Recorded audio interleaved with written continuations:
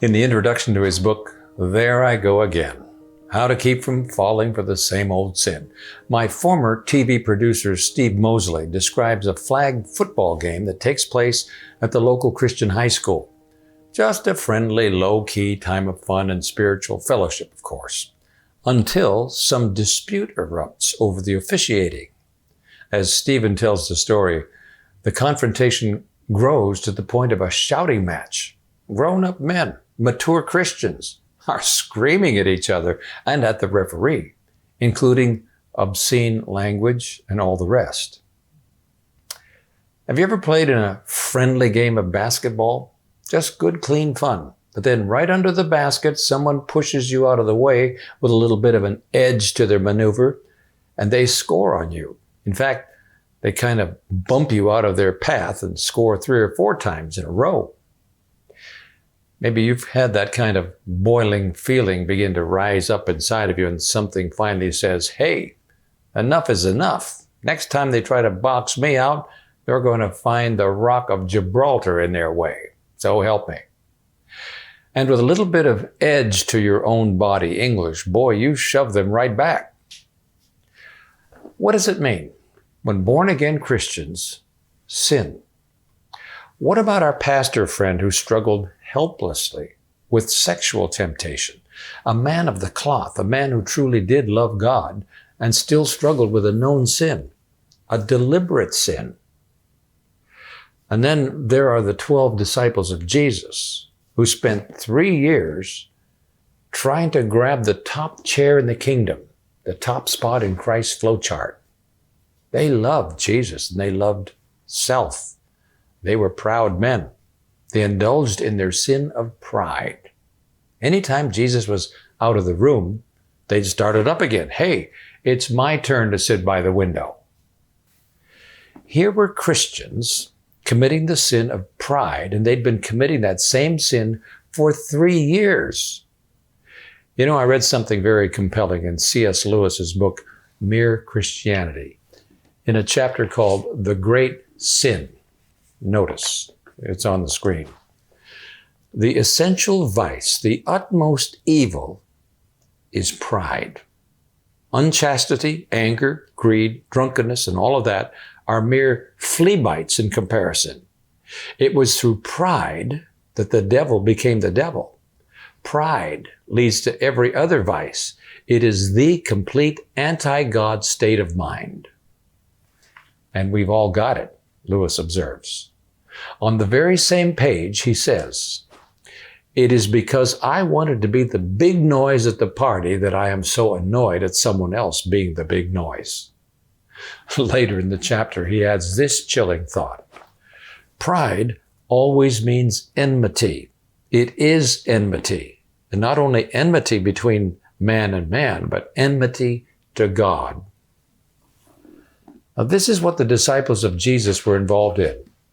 After 3 years of walking the Christian walk, they still were prideful, selfish men.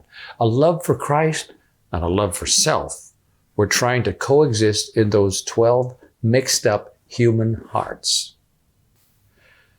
Let me ask you a question. Is it God's plan that as Christians, we should just keep on sinning? After accepting God's plan of salvation in our lives and surrendering ourselves to Him, does the question of continuing sin just get pushed off the table? No man can serve 2 masters, Jesus said. But it is all right if we try to serve both masters? The answer to that question is one of the pillars that make up the Christian faith. The Bible's emphatic answer is that it is not God's plan for us to continue living in sin. In the book of John, chapter 8, we find a wonderful Bible story where religious leaders bring to Jesus a woman caught in the act of adultery. Shall we stone her? They ask him. Maybe remember Jesus' classic answer. Verse 7, if any one of you is without sin, let him be the first to throw a stone at her. And when he bends down and begins writing in the dust a very specific list of all their sins, The crowd of men very quickly decides that maybe there's something kind of crucial happening in another part of town. Pretty soon, it's just Jesus and this lonely woman. Where are your accusers, he asks. Is there anyone left to condemn you?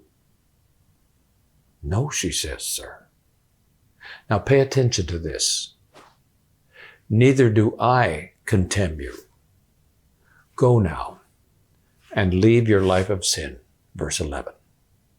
Here are the 5 ringing words of challenge in the King James Version. Go and sin no more. God did not send his Son into the world to condemn the world, John 3:17. But now Jesus says, go and sin no more. When Jesus healed a man at the pool of Bethesda, he then said to him, see, you are well again. Stop sinning or something worse may happen to you. That's John 5:14.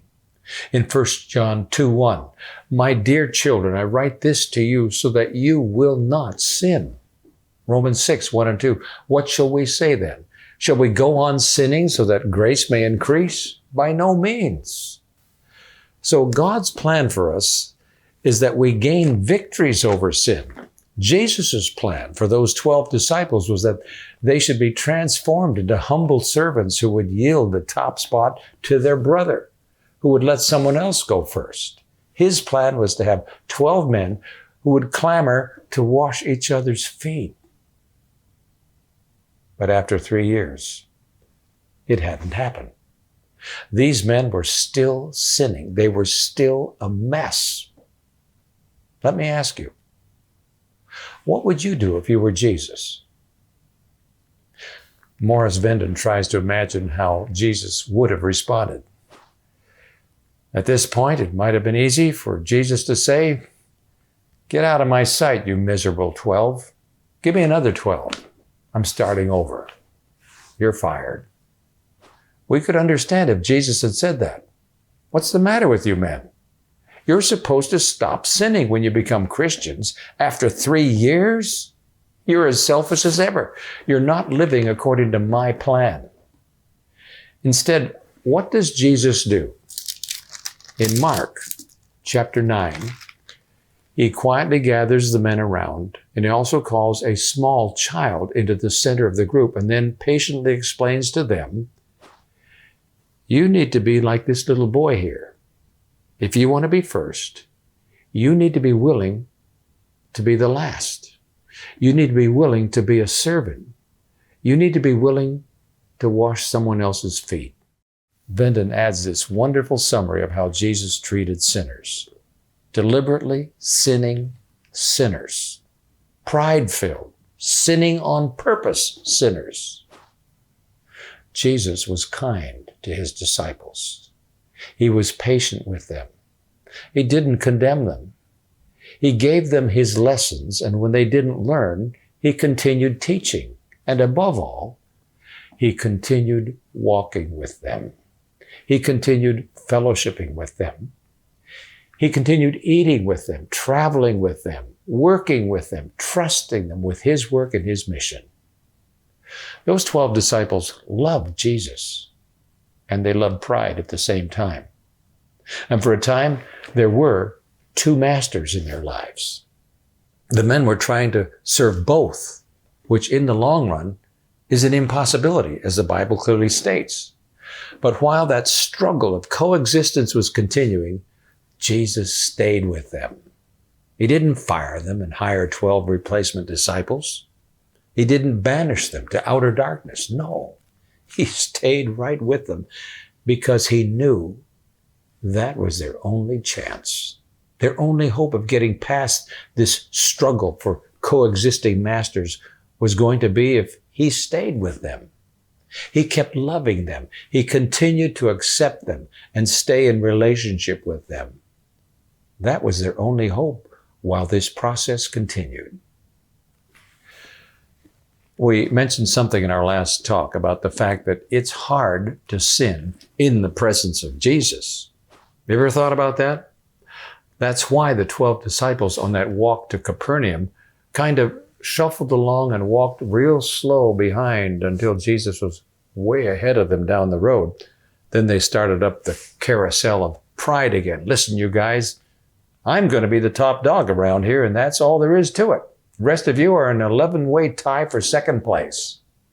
Says who? Says me. Oh, yeah? Yeah, etc., etc. But they couldn't talk that way unless Jesus was around the next corner. It was difficult to sin when he was with them. You know, that's why it's such beautiful news recorded in the Bible that Jesus Christ stayed with those 12 men even during this long, slow, no-growth period of time. That was their only chance. Let me share just one more paragraph from To Know God, a 5-day plan. It is the acceptance of Jesus and the love of Jesus and the relationship with Jesus that bring with them the power to sin no more.